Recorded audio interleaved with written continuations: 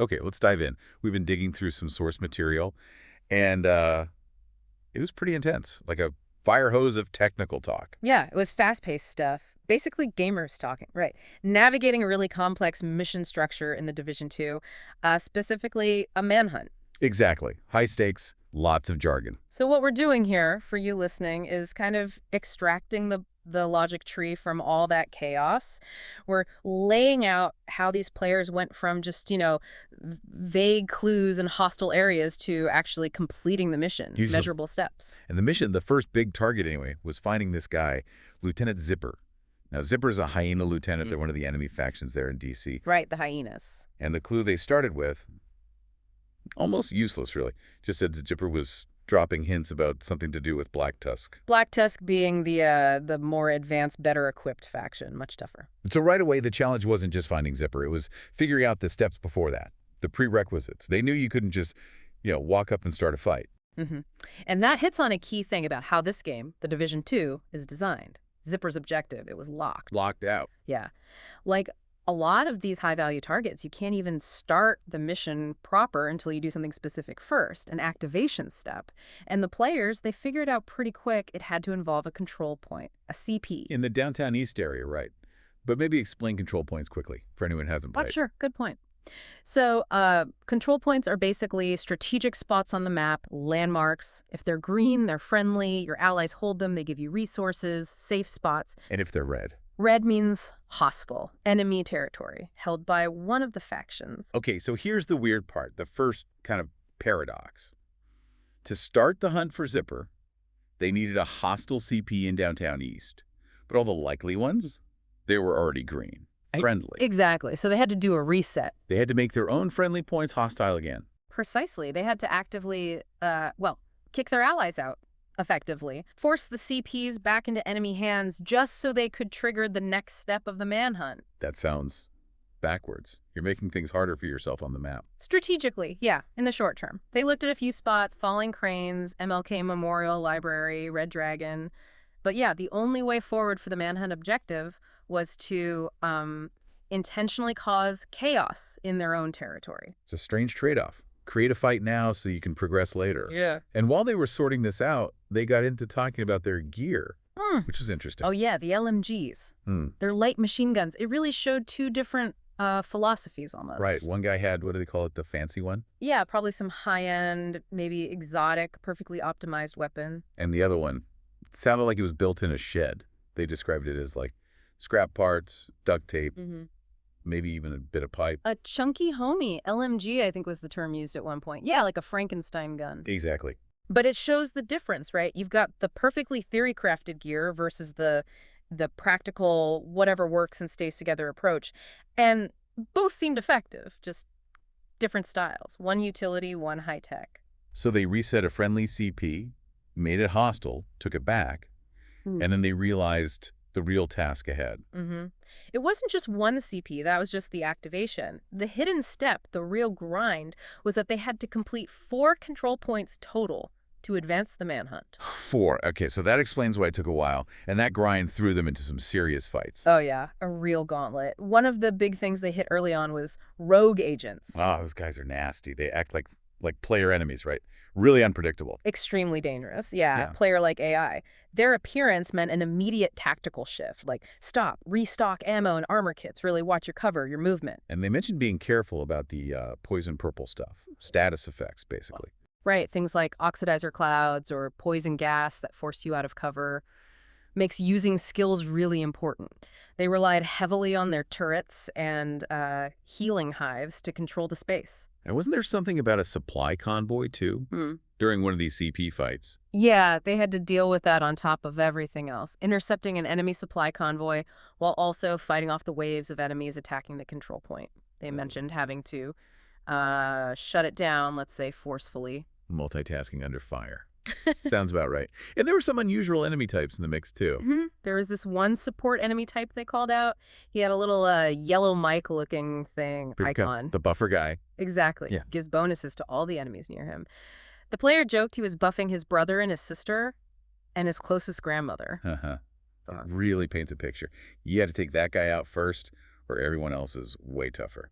Absolutely. Priority target. Taking out the support unit can just crumble the enemy line sometimes.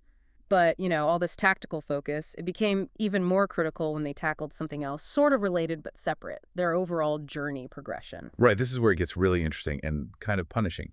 The spice up modifier. Yeah, this needs a bit of explanation. So the journey is like a long-term achievement system in the game. And for one specific part of it, they had to activate this mission modifier called Spice Up. And spice up does what exactly? It sounds spicy. It removes all of your armor. Wait, what? All of it, voluntarily. Yep, you basically run around with just your health bar, no protective plating at all. Imagine going into a huge firefight having deliberately taken off your bulletproof vest. That sounds insane. Why would you ever choose to do that? Especially for just, like, a progress bar. Well, it forces a radical change in how you play. You can't take hits at all. So they had to completely switch their builds. Forget about tanking damage or running and gunning. So what do they do? Pure skill builds. Turrets, drones, anything automated that could do damage for them while as they put it, they literally just hid. Wow.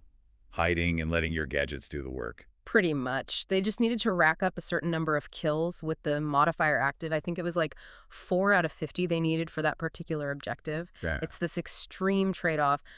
Sacrifice all immediate survivability just to tick a box for that long-term journey goal. That's wild. High stress, I bet.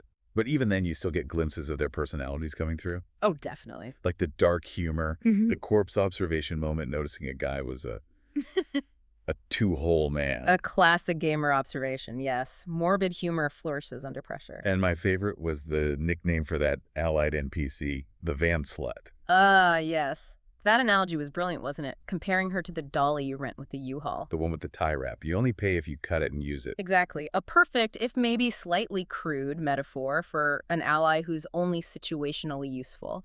You sort of bring her along, but only activate her if you really need to. It's just these little moments that make the source material more than just tactics, Absolutely. Adds that layer of humanity to the technical execution. Okay, so they endured the grind. 4 control points, maybe an hour or so of fighting, hiding for the spice-up kills. Yeah. What happened next?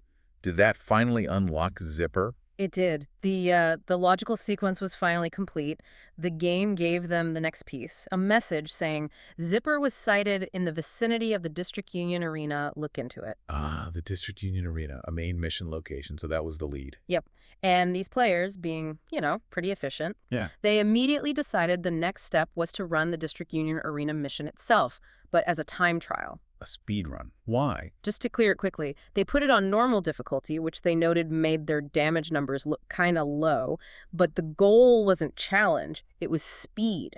Get that prerequisite mission done fast to unlock the final Zipper stage. A speed run for shits and giggles, I believe was the quote. Right, okay. Efficiency over everything at that point. Exactly. They blasted through the arena mission. And then, did Zipper just pop up at the end? Almost. Right after they finished the mission, his actual bounty appeared nearby, like a final separate encounter right outside the arena. So they hunted him down. Yep. Quick confrontation and Zipper's down on the ground, scout completed. That was the confirmation. Nice. So manhunt target eliminated. Yeah. And that also progressed their journey track, right? Correct. Killing Zipper was the key step needed for the next level of that broader long-term objective as well. 2 birds, 1 stone, after a lot of preliminary work. Okay, so mission accomplished, Zipper dealt with. What's the immediate next step for players like this? Loot, optimization, resource management. Of course. The rewards. They mentioned the area being a cache-rich environment. Found about 20 caches, apparently. But they weren't just grabbing everything. Their focus was really specific. What were they looking for? Very targeted stats. Gear that boosted SMG max reload speed, attributes for max armor damage, damage to targets out of cover. Okay, specific offensive boost. Right. And critically, mods for critical hit chance. They needed maxed out crit chance mods, and apparently those were dropping quite frequently for them at that moment. That sounds like real endgame stuff. Not just getting good gear, but getting the perfect stats on that gear, chasing those percentage points. Exactly. That's the veteran mindset. Maxing out critical hit chance especially is huge for consistent high damage output. They know precisely what stats make the biggest difference for their builds. Now, while they were sorting through all this loot, managing inventory, Yeah. there was that moment you mentioned earlier, that anecdote. Ah, yes. the pause for a bit of real-world storytelling. It's a great example of the kind of personality and unexpected turns you get in these sessions. Totally breaks from the game chatter.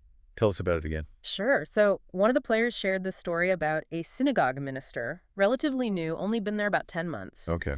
And he apparently had to leave suddenly because it came out he'd been having affairs with 3 different married women from the congregation. Wow. Okay, that's dramatic. Yeah. In only 10 months. Yeah, pretty intense. And the fallout was messy. Apparently there was at least one lawsuit against the synagogue itself. Really? Settled quickly, kept quiet with an NDA, a non-disclosure agreement. And the players observed that the other 2 women involved also likely got some kind of settlement or handout, as they put it, to keep quiet. And the minister. Just moved on, shuffled off was the phrase used, presumably to another community. Just a huge amount of drama packed into less than a year. It's such a stark contrast to the game world, isn't it? But maybe there's a parallel. You could definitely draw one. It's another example, I suppose, of how complex systems, whether it's a game's objective structure or a community organization, can get completely derailed by hidden factors, unexpected human elements, hidden prerequisites, or maybe hidden indiscretions in this case. That's a good point. Before we wrap up, they did briefly mention one other mission too, right? The DCD Daily. Oh yeah, just in passing. The context there was the Black Tusk faction invading the DCD headquarters, trying to get access to databases, specifically looking for captured broad-spectrum antivirals. Right, the game's ongoing pandemic storyline. But the players had this little meta commentary on it. They noted the irony that these supposedly broad-spectrum antivirals were, in their assessment from the game lore, actually kind of narrow. So even the in-game narrative gets scrutinized for accuracy against the mechanic. Constantly. Is the thing the game says is powerful actually useful? Often not as much as you'd think. Okay, so bringing it all together, resetting friendly bases, taking off your armor, grinding multiple objectives. What's the big takeaway from this whole Zipper deep dive? I think it really highlights a core truth about solving complex problems, whether it's in a game or, frankly, anywhere else. Success rarely comes from just a direct head-on attack. Right. It's about the steps before. Exactly. It required completing this whole series of precursor steps, a specific sequence. And often that meant doing things that seemed totally counterintuitive, even painful strategically. Like making your own territory hostile. Or like using that spice up modifier, deliberately making yourself incredibly vulnerable, sacrificing defense, sacrificing immediate safety, purely to satisfy a requirement for that longer-term sequential goal. Yeah. You had to embrace the pain to progress. That really makes you think. If getting ahead, if gaining knowledge or achieving a significant goal sometimes requires these really uncomfortable prerequisites, like taking off your armor, metaphorically speaking, it poses a question for you listening. Where in your own life right now might you need to remove some armor, to accept some vulnerability, maybe embrace something uncomfortable in order to truly advance toward what you're aiming for?